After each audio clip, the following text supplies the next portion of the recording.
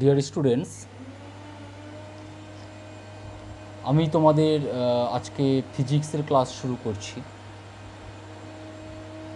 তোমরা মাধ্যমিক পাশ করে সবাই উচ্চ মাধ্যমিকে একটা নতুন সিলেবাসের মধ্যে এসে পৌঁছেছ। তোমরা মাধ্যমিকে যে সায়েন্স পড়েছিলে বা যতটা ডিফিকাল্টির তোমরা ফেস করেছো, তার চেয়ে আরও ডিফিকাল্ট একটা সিলেবাসে তোমরা এসেছো।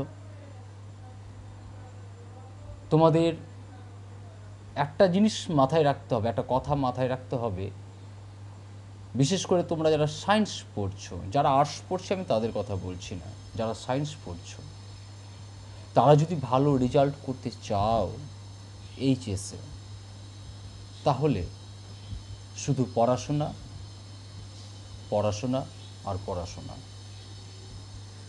এবং এই পড়াশোনাটা হবে শুধু ওই মুখের সামনে চোখের সামনে বই খুলে নিলাম, স্যার ক্লাসে যেটা পড়িয়েছিলেন সেটা আমি একবার বইয়ে দেখে নিলাম, না হচ্ছে তো, না হয়ে গেছে, ঠিক আছে পারবো, না, এইভাবে হবে না। তোমাকে হাতে খাতা পেন নিয়ে প্র্যাকটিস করতে হবে। আমি আমার ক্লাসের আজ প্রথম দিনে তোমাদের যে অ্যাডভাইসগুলো দিচ্ছি বা যে পরামর্শগুলো দিচ্ছি, সেগুলো হয়তো প্রত্যেক দিন দেব না, সারাটা বছর ধরে দেব না।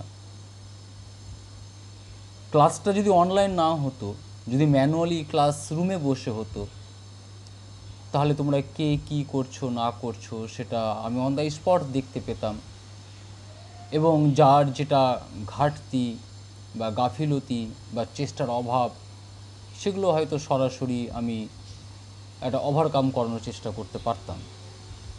কিন্তু যেহেতু অনলাইন ক্লাস হচ্ছে, তোমরা ব্যক্তিগতভাবে বাড়িতে বসে কে কীভাবে পড়াশোনা করছো সেটা তো জানা বা দেখা সম্ভব হচ্ছে না এই মুহূর্তে। তাই বলছি, সায়েন্সের ক্লাসগুলো যখন স্যাররা নেবেন এবং সেই ক্লাসগুলো করার পর তোমরা যখন নিজেরা প্র্যাকটিস করবে বাড়িতে, তখন অবশ্যই খাতা পেন ব্যবহার করবে। সে ফিজিক্স হোক, কেমিস্ট্রি হোক, ম্যাথ হোক বা বায়োসায়েন্স হোক। আমি যেহেতু ফিজিক্সটা পড়াবো, তো আমি ফিজিক্সের কথাটাই বলি। ফিজিক্সে এমন কিছু সমীকরণ প্রতিষ্ঠা আছে, এমন কিছু সম্পর্ক নির্ণয় আছে, বা এমন কিছু ম্যাথমেটিক্যাল প্রবলেম আছে, ক্লাসে স্যার বোঝালে তোমরা তো বুঝে যাবে অবশ্যই নির্দ্বিধায়। তারপরে তোমরা যখন বাড়িতে স্টাডি করবে, বই খুললে দেখলে হ্যাঁ হয়ে গেছে, না, হয়তো হয়ে গেছে তখন সেই মুহূর্তটাই, বাট তার স্ট্যাবিলিটি বা তার স্থায়িত্ব বেশিক্ষণ না। তুমি যেটা পড়লে, তুমি যদি ভাবো যে না এটার স্ট্যাবিলিটি দরকার, এটা মাথায় রাখা দরকার, এই কনসেপ্টটুকু আমার দীর্ঘস্থায়ী করতে হবে, তাহলে পড়ার পরে তোমাকে অবশ্যই লিখে নিতে হবে। তুমি যাই পড়ো তোমাকে লিখে নিতে হবে, তোমাকে লিখে প্র্যাকটিস করতে হবে। আর একটা কথা বলি, প্রথম প্রথম তোমাদের মনে হতে পারে যে খুব কঠিন সায়েন্স স্ট্রিমটা, বা সায়েন্স স্ট্রিমে যে সাবজেক্টগুলো আছে ফিজিক্স, কেমিস্ট্রি, ম্যাথ, বায়োসায়েন্স, খুব কঠিন মনে হতে পারে তোমাদের। কিন্তু একটা কথা মাথায় রেখো, একটা কথা জেনো, যে তোমাদের আগেও অনেকে সায়েন্স পড়ে গেছে, তারা প্রতিষ্ঠিত হয়েছে। যারা ইঞ্জিনিয়ারিং পড়ছে বা মেডিকেল করছে বা সায়েন্সের অন্যান্য সাবজেক্টগুলোতে অনার্স করছে, মাস্টার ডিগ্রি করছে, তারা তো সবাই পড়াশোনা করেই গেছে। তাদেরও তোমাদের মতোই অনেকটাই কঠিনই মনে হয়েছিল প্রথম প্রথম, তারপর ঠিক হয়ে গেছে। এখন তোমরা পড়বে, তোমাদের পড়ার পর আবার কেউ না কেউ পড়বে। তাই বলছি যে ডিফিকাল্টি ব্যাপারটা মাথা থেকে সরিয়ে দাও। একটা জিনিস শুধু মাথায় রেখো, যে ভালো রেজাল্ট করতে গেলে তোমাকে পড়াশোনা করতে হবে, সময় তোমাকে দিতে হবে। এই প্রসঙ্গে একটা কথা তোমাদের বলি যে যারা ধরো আর্টস নিয়ে পড়ছে এইচএসে, তারা যদি সারা বছর না পড়ে যদি ভাবে আমি 1.5 মাস বা 2 মাস পড়ব, তাতেও কিন্তু সে ভালো রেজাল্ট করতে পারবে, ভালো রেজাল্ট করা সম্ভব মাত্র 1.5-2 মাস পড়ে একটা বছরে। আর তোমরা যদি ঠিক উল্টোটা ভাবো যে না আমি সারা বছর পড়ব, 1.5-2 মাস পড়বো না, 1.5-2 মাস কেন, তুমি যদি ভাবো যে আমি 1 মাস পড়বো না, তাতেই কিন্তু তুমি গোল্লায় চলে যেতে পারো। তাই বলছি কোনো ক্লাস তোমরা মিস করবে না। ক্লাস করার পর তোমরা নিজেরা খাতা পেন নিয়ে প্র্যাকটিস করা থেকে বিরত থাকবে না, নিয়মিত খাতা পেন নিয়ে প্র্যাকটিস করো। আর যে প্রশ্নগুলো আমি মাঝে মধ্যে দেব, কিছু প্রশ্ন আমি দেব তোমাদের কিছুটা পড়ানোর পরে বা কিছু টপিক পড়ানোর পরে বা একটা চ্যাপ্টার কমপ্লিট হওয়ার পরে, সেগুলো লেখার জন্য দেব। তোমরা বাড়িতে একটা খাতা পেন নিয়ে একটা সুন্দর খাতা করে তাতে পর লিখবে, এবং যখন আমি বলবো যে তোমাদের অ্যান্সারগুলো পোস্ট করো, তখন তোমরা পোস্ট করবে। সেটা গ্রুপে পোস্ট করবে না, ব্যক্তিগতভাবে আমার হোয়াটসঅ্যাপ নাম্বারে পোস্ট করবে, সেটা আমি তোমাদের পরে জানিয়ে দেবো। আর ফিজিক্সটা নিয়ে আর একটু বলি, কারণ তোমাদের বারবার এই জিনিসগুলো হয়তো বলা সম্ভব হবে না, যেহেতু প্রথম ক্লাসের আগে তোমাদের সিলেবাসটা জানতে হবে। তোমরা ভালো করেই জানো বা শুনেছো হয়তো নিশ্চয়ই, প্রত্যেকটা সাবজেক্টের যেমন 100 মার্কস আছে, ফিজিক্সেরও তাই 100 মার্কস। অনলি ক্লাস 11-এর জন্য বলছি। এই 100 মার্কসের মধ্যে 70 মার্কস হবে তোমাদের রিটেন এক্সাম, 70 মার্কস রিটেন, বাকি থাকলো 30-র মধ্যে 10 মার্কস হচ্ছে তোমাদের প্রজেক্ট আর 20 মার্কস হচ্ছে প্র্যাকটিক্যাল। দেখো এই 10 মার্কসের মধ্যে তোমরা বেশিরভাগ ক্ষেত্রে 10-এ 10 বা খুব কম হলে তোমরা 9 পেয়ে যাবে। বাকি থাকলো প্র্যাকটিক্যাল 20 মার্কস। 20 মার্কসের মধ্যে তুমি ধরে রাখো 17, 18 অথবা 19, খুব কম ক্ষেত্রে 20-তে 20। তাহলে 30 মার্কসের মধ্যে প্রজেক্ট আর প্র্যাকটিক্যাল মিলিয়ে তুমি অ্যাভারেজে কত পাচ্ছ? 27, 28। এই 27 থেকে 29-এর মধ্যেই বেশিরভাগ মার্কসগুলো থাকবে। কেউ 30 পেতে পারো, অনেকেই পাই, তোমরাও পেতে পারো তোমাদের অ্যাক্টিভিটি যদি ঠিক থাকে। তাহলে 30-র মধ্যে তুমি 27 পেয়ে গেলে, বাকি থাকলো 70 মার্কস। এই 70 মার্কসের মধ্যে তোমার 18 মার্কস, 18 নম্বর চলে যাচ্ছে মাল্টিপল চয়েস অ্যান্ড শর্ট। 14টা মাল্টিপল চয়েস থাকবে এবং শর্ট থাকবে 4টা, টোটাল 18 মার্কস। দেখো প্রজেক্ট 10 মার্কস, তুমি ধরে নিলাম তুমি পেলে 9। প্র্যাকটিক্যাল 20 মার্কস, ধরে নিলাম তুমি পেলে 18, 19ই ধরলাম, ভালোই করেছো ধরলাম। মাল্টিপল চয়েস প্লাস শর্ট, এটা তোমার উপর ডিপেন্ড করছে। এই মাল্টিপল চয়েসের মধ্যে কিন্তু অনেক সময় ম্যাথমেটিক্যাল প্রবলেম ঢুকে থাকে, অথচ মার্কস হচ্ছে 1। এগুলো সব টেকনিক্যাল, কিছু শর্ট কোয়েশ্চেন থাকতে পারে, কিছু থিওরিটিক্যাল কোয়েশ্চেন থাকতে পারে, কিছু ম্যাথমেটিক্যাল কোয়েশ্চেন থাকতে পারে। এখানে ধরে নিলাম তুমি পেলে 15, তাহলে থাকলো কত বাকি? আর রেস্ট মার্কস কত? বাকি মার্কস হচ্ছে 52। এই 52 মার্কসের মধ্যে ঢুকে আছে কি কি? Theory plus math, theory plus math. এই থিওরি প্লাস ম্যাথ বলতে দেখো এই 52 মার্কসের মধ্যে কম করে হলেও 15 to 18 মার্কস ম্যাথমেটিক্যাল প্রবলেম, বাকিটা হচ্ছে থিওরি। যে থিওরিটা তুমি এই সাইজের মোটা বইটা থেকে তুমি পাবে। ওই 52 মার্কসের মধ্যে তোমার থিওরি থাকবে 15 থেকে 18 মার্কস বাদ দিয়ে ওই 15 থেকে 18 মার্কস থাকবে তোমার ম্যাথমেটিক্যাল প্রবলেম। তাই ফিজিক্সের প্রত্যেকটা চ্যাপ্টার শেষ করার পরে আমাদের কিন্তু ম্যাথমেটিক্যাল প্রবলেম করতে হবে। একটা জিনিস তোমরা মাথায় রাখবে যে অন্যান্য সাবজেক্টে যত বেশি তুমি সময় দেবে বা দিতে হবে, দেওয়া প্রয়োজন, ফিজিক্সে কিন্তু তার তুলনায় আরও অনেক বেশি সময় দিতে হবে। তার কারণ ফিজিক্সের এক একটা চ্যাপ্টারের থিওরি কমপ্লিট করার পরে তোমাদের কিন্তু 25 থেকে 30 খানা ম্যাথমেটিক্যাল প্রবলেম করতে হবে। এই 25 থেকে 30 খানা ম্যাথমেটিক্যাল প্রবলেম করার পরে তোমরা যদি ভাবো যে ওই যেগুলো করেছি আমি ম্যাথমেটিক্যাল প্রবলেম তার মধ্যে থেকেই পরীক্ষাতে আসবে, না আসার সম্ভাবনা 70 থেকে 80%। ঘাবড়ানোর কিছু নেই ডিয়ার স্টুডেন্টস। বিষয়টা হচ্ছে তোমরা যত বেশি ম্যাথমেটিক্যাল প্রবলেম করবে ওই চ্যাপ্টারটা এবং ওই চ্যাপ্টারের ম্যাথমেটিক্যাল প্রবলেম সংক্রান্ত বিষয়ে তো তত বেশি তোমাদের কনসেপ্ট তৈরি হবে।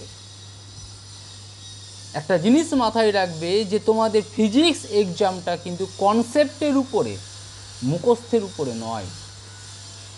তুমি বারবার প্র্যাকটিস করে নিয়ে নিত্য নতুন ম্যাথমেটিক্যাল প্রবলেম সলিউশন করে নিয়ে তুমি কি কনসেপ্ট গ্যাদার করলে, কি কনসেপ্ট তুমি অ্যাচিভ করলে, যেটা অ্যাচিভ করলে যে কনসেপ্টটা, সেই কনসেপ্ট কাজে লাগিয়ে তোমাকে পরীক্ষা হলে বসে ইনস্ট্যান্ট তোমাকে ম্যাথমেটিক্যাল প্রবলেমগুলো করতে হবে। অনেক ক্ষেত্রে কমন পেতেই পারো, না পাওয়ার কিছু নেই, কিন্তু প্র্যাকটিস এর মূল কারণ হচ্ছে কনসেপ্ট তৈরি। কারণ কনসেপ্ট নিয়েই তোমাকে পরীক্ষা হলে এক্সামটা দিতে হবে। ওকে, চলো ডিয়ার স্টুডেন্টস, আমার নাম রাজেন্দ্রনাথ স্বর্ণকার। আবার বলি, রাজেন্দ্রনাথ স্বর্ণকার, honours in physics, MSc B Ed. আজকে আমি তোমাদের শুরু করব ভেক্টর চ্যাপ্টারটা। এই স্কেলার এবং ভেক্টর এদের সংজ্ঞা পড়েছো, এদের এক্সাম্পল পড়েছো, বাট ভেক্টর সম্পর্কে তোমরা ভাস্ট বা ডিটেলসে তেমন কিছু পড়োনি। এই ভেক্টর চ্যাপ্টারটা খুব ইম্পর্ট্যান্ট একটা চ্যাপ্টার, তোমাদের মনোযোগ দিয়ে শুনতে হবে। কারণ ক্লাস 11-এ তো এটা লাগবেই, আলাদা করে চ্যাপ্টার তো রয়েছেই, এবং ক্লাস 12-এও যেখানে সেখানে যখন তখন ভেক্টরের প্রয়োজন পড়বে। শুধু তাই নয়, পরবর্তীতে যদি কেউ এইচএসের পর যদি কেউ তোমরা সায়েন্স নিয়ে পড়ো, বিশেষ করে pure science, physics, chemistry, math নিয়ে, বা তোমরা ইঞ্জিনিয়ারিং পড়ো, তাহলে প্রত্যেকটা ক্ষেত্রে কিন্তু ভেক্টর কিন্তু কম্পালসারি একটা টপিক বা সাবজেক্ট। তাহলে তোমরা জেনেছো ভেক্টর রাশি কাকে বলে। যেসব রাশির মান ও অভিমুখ দুটোই আছে তাদেরকে বলা হয় ভেক্টর রাশি। এক্সাম্পল: বল, ওজন, সরণ, ত্বরণ, বেগ, ভরবেগ, এগুলো সব হচ্ছে ভেক্টর রাশি। তোমরা পড়েছো এগুলো। আজকে নতুন যে জিনিসটা আমি শুরু করছি, ভেক্টর রাশিকে রিপ্রেজেন্ট করব কি করে, আমরা লিখে প্রকাশ করব কি করে ভেক্টর রাশিকে।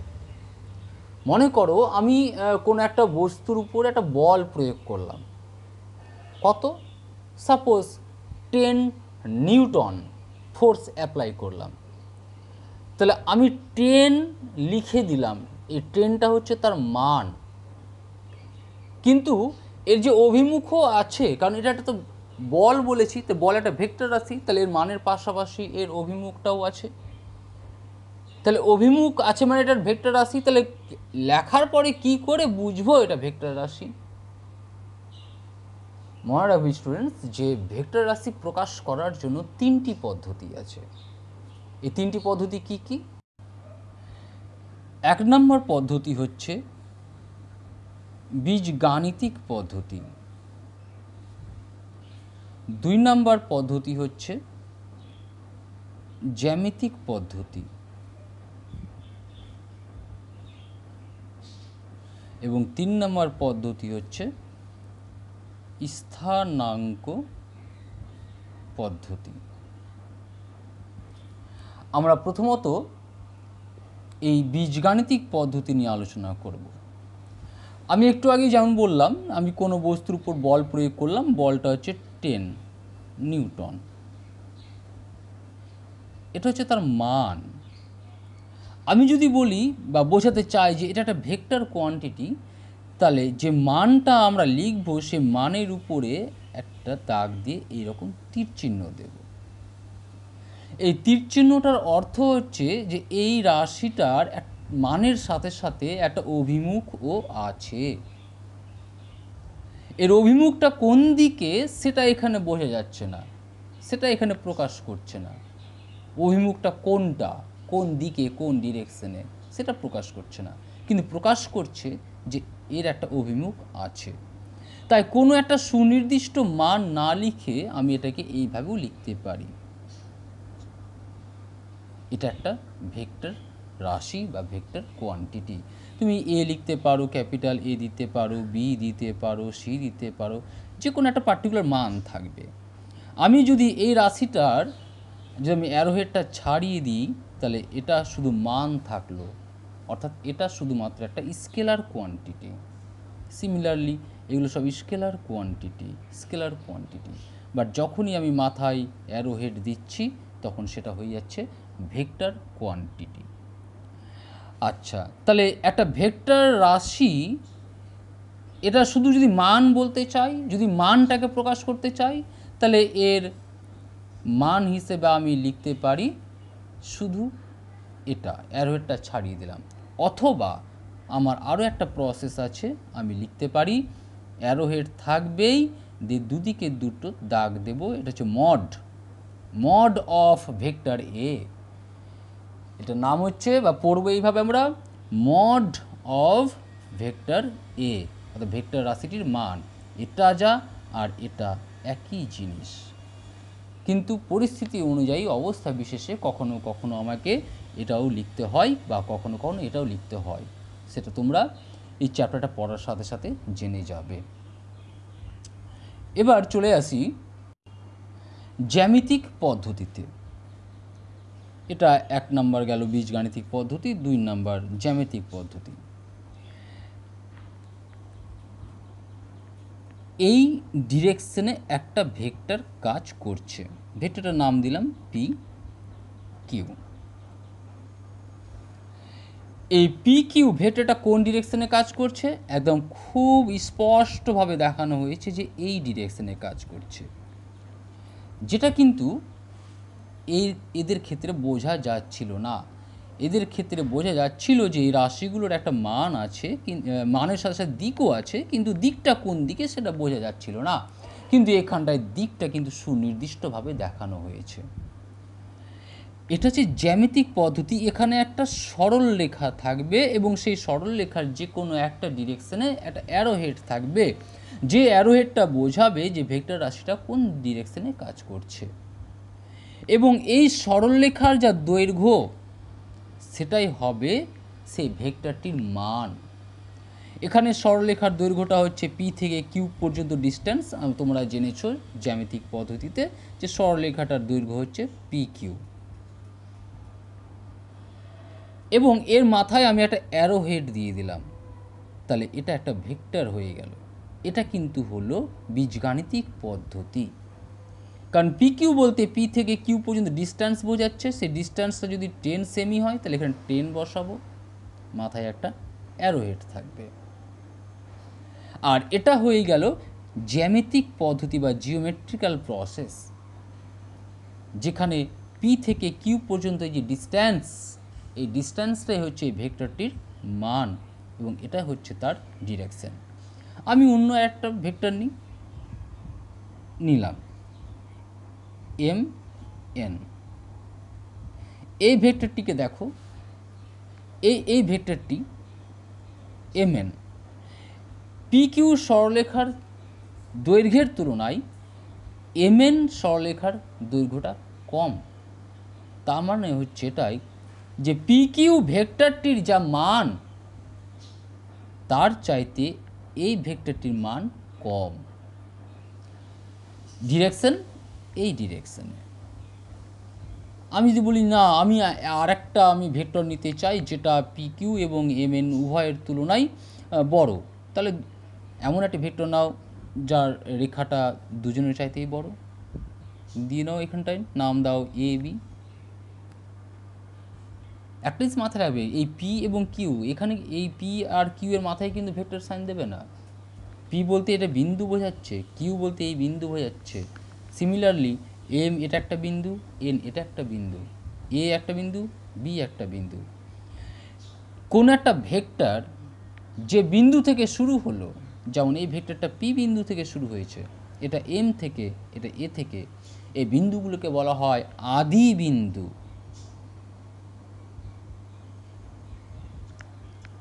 আর যে বিন্দুতে গিয়ে শেষ হলো সেটা হচ্ছে অন্তিম বিন্দু।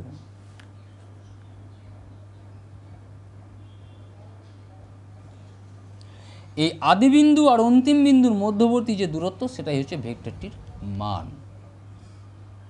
তো ডিয়ার স্টুডেন্টস, তোমরা দেখলে যে এখানে আমরা বীজগাণিতিক পদ্ধতিতে আমরা একটা ভেক্টরকে প্রকাশ করলাম, মান লিখলাম, মাথায় অ্যারোহেড দিলাম, এখানে বোঝা যাচ্ছে একটা ভেক্টর রাশি, এর অভিমুখ আছে কিন্তু অভিমুখটা কোন দিকে সেটা বোঝা যাচ্ছে না।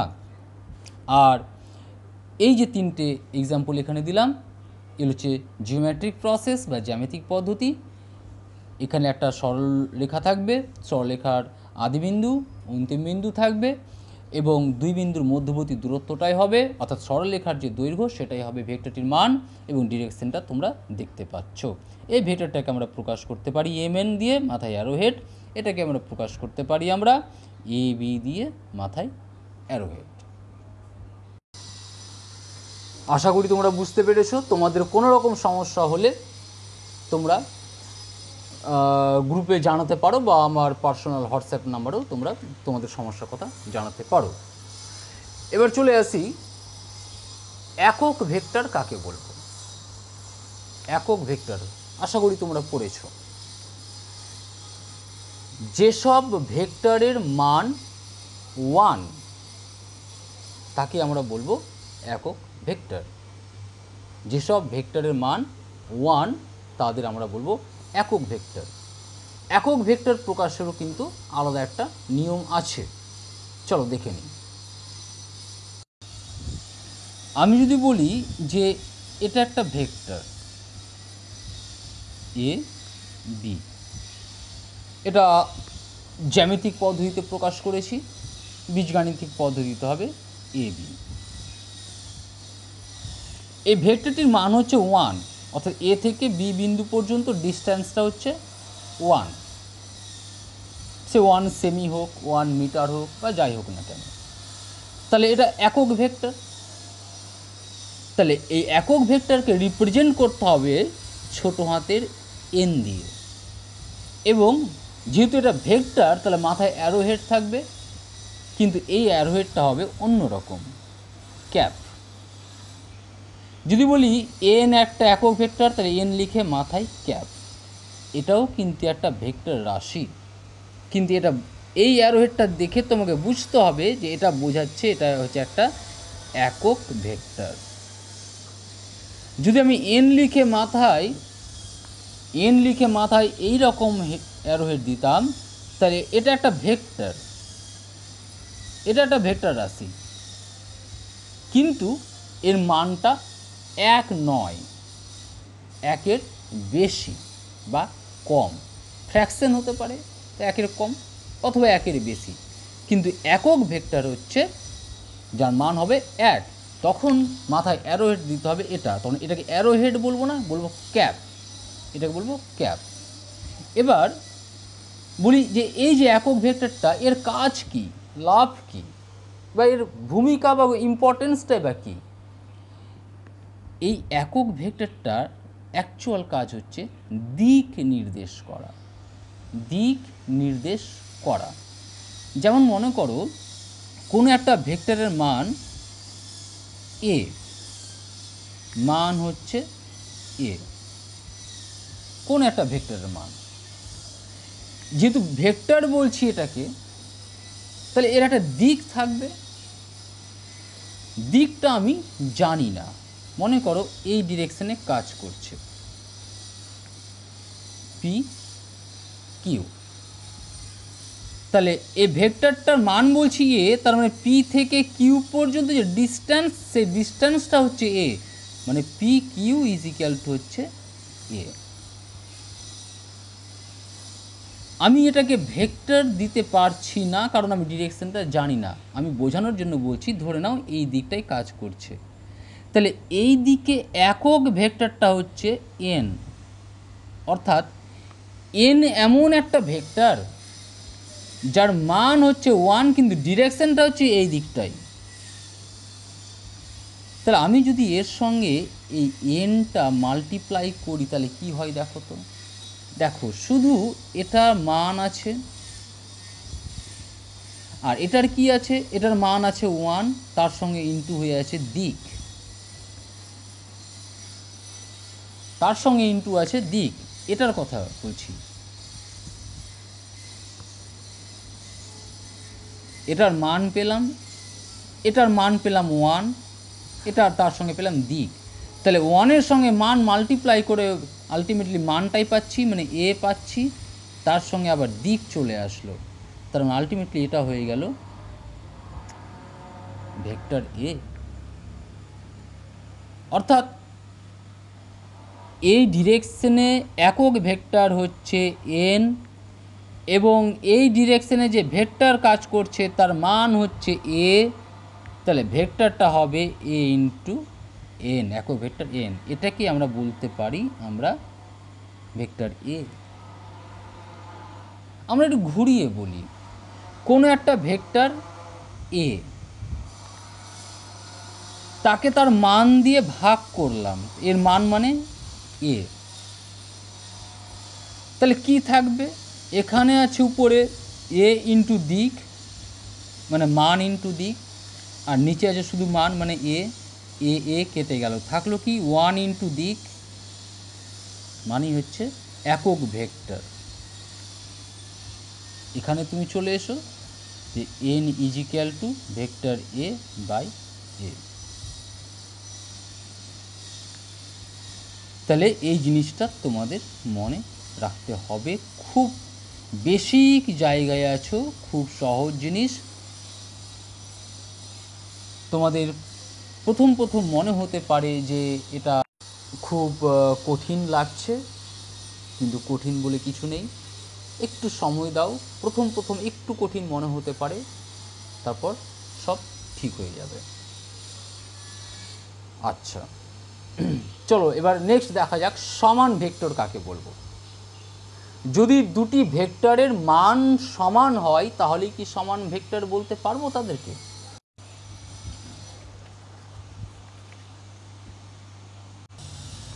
ডিয়ার স্টুডেন্টস, মাঝখানে একটু ডিস্টার্ব হয়ে গেছিলো, যাকে ঠিক আছে, আমি সমান ভেক্টরটা বলছি। এই একটা ভেক্টর এ বি, এই একটা ভেক্টর পি কিউ, এটাকে বীজগাণিতিক পদ্ধতিতে প্রকাশ করলে হবে এ বি, এটা বীজগাণিতিক পদ্ধতিতে প্রকাশ করলে হবে পি কিউ। দেখো এ বি রেখার দৈর্ঘ্য আর পি কিউ রেখার দৈর্ঘ্য কিন্তু সমান, তা সত্ত্বেও কিন্তু আমি এখানটায় এই দুটো ভেক্টরকে সমান ভেক্টর বলতে পারবো না, কারণ তাদের অভিমুখ আলাদা। তাহলে যদি দুটো ভেক্টরের মান সমান এবং অভিমুখ একই হয়, মান সমান ও অভিমুখ সেম সেম ডিরেকশন হয়, তাহলে ভেক্টর দুটিকে আমরা বলবো সমান ভেক্টর। এবার বিপরীত ভেক্টর, বিপরীত ভেক্টর কাকে বলবো? যদি দুটো ভেক্টরের মান সমান এবং অভিমুখ বিপরীত হয়, মান সমান হতে হবে এবং অভিমুখটা বিপরীত হতে হবে, তাহলে সেই দুটো ভেক্টরকে আমরা বলবো বিপরীত ভেক্টর। এই একটা ভেক্টর mn, এই একটা ভেক্টর pq। এখানে দেখো ভেক্টর দুটোর মান সমান। ছবি আঁকাতে সামান্য কিছু ফ্ল্যাকচুয়েশন হচ্ছে, স্টুডেন্টসরা তোমরা সুন্দর করে আঁকবে, নিজেরা ট্রাই করবে। ঠিক আছে, দেখো এখানে ভেক্টর দুটির মান সমান, এই রেখার দৈর্ঘ্য সমান, এবং তাদের মধ্যবর্তী কোণ বা ডিরেকশন যেটা সেটা হচ্ছে পরস্পরের বিপরীত। তাহলে এটা হচ্ছে বিপরীত ভেক্টর। এটাকে আমরা লিখতে পারি এইভাবে, vector mn is equal to vector pq, কিন্তু আগে মাইনাস চিহ্ন দিয়ে। এই ভেক্টরটাকে তুমি কিন্তু কিউপি বলতে পারো না, পি কিউ, আদি বিন্দু থেকে অন্তিম বিন্দুতে যেতে হবে। ঠিক এইখানে যে ভেক্টরগুলো আমি জ্যামিতিক পদ্ধতিতে যে দেখাচ্ছিলাম, পি কিউ, কিউপি বললে এটাকে কিউপি বলা যাবে না। কিউপি যদি বলি কিউপি, তাহলে এটা ইজিক্যালটা হবে মাইনাস পি কিউ। আদি বিন্দু থেকে সবসময় অন্তিম বিন্দুর দিকে যাবে। আচ্ছা, এবার চলে আসি, তাহলে আমি সমান ভেক্টরটা এখানে ড্র করে নিই। সমান ভেক্টর ড্র করলাম, এটা নিলাম, এটা নিলাম এ বি, এটা পি, এটা কিউ।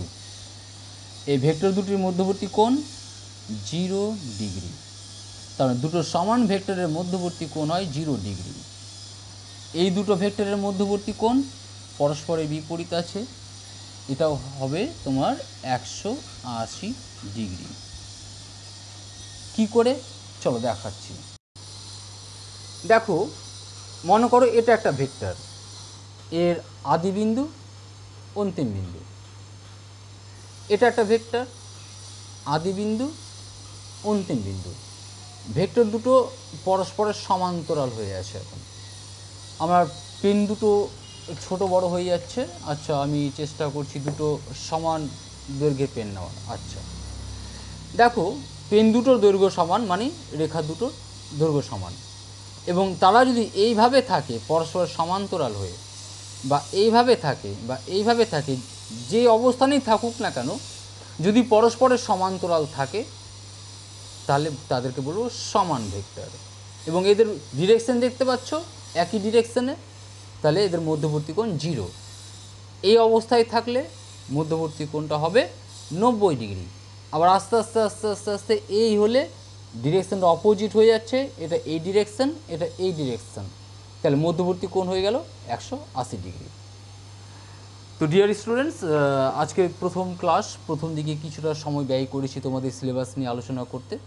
আজকে আর খুব বেশি তোমাদের আমি টেক্সট দিচ্ছি না, যেটুকু আমি তোমাদের আজকে আলোচনা করলাম তোমরা সেটুকুই পড়ো, বইটা খোলো, দেখো। কোনো রকম প্রবলেম হলে আমাকে কোশ্চেন করো, আমাকে জানাও। নেক্সট ক্লাসটা আরও বেশি করে তোমাদের দেব, এবং যত দিন এগোবে তোমাদের ক্লাসে যে সাবজেক্ট বা বিষয়বস্তুটা সেটা আস্তে আস্তে বাড়তে থাকবে, এবং এক সময় গিয়ে একটা লিমিটে চলতে থাকবে। যে লিমিট পর্যন্ত পড়াটা দিলে তোমরা করতে পারবে বা তোমাদের সুবিধা হবে। যেহেতু তোমরা একটা সিলেবাস থেকে এসেছো, তার তুলনায় অনেক বড় ডিফিকাল্ট ভাস্ট সিলেবাসের মধ্যে পড়েছো, তাই ধীরে ধীরে ধীরে ধীরে ধীরে ধীরে তোমাদের সাবজেক্ট কন্টেন্ট যেটা তোমাদের পড়া হিসেবে দেব সেটা তোমাদের বাড়াবো, এবং সেইভাবে তোমাদের তৈরি হতে হবে। যাকে ভালো থেকো, নেক্সট ক্লাসে দেখা হচ্ছে।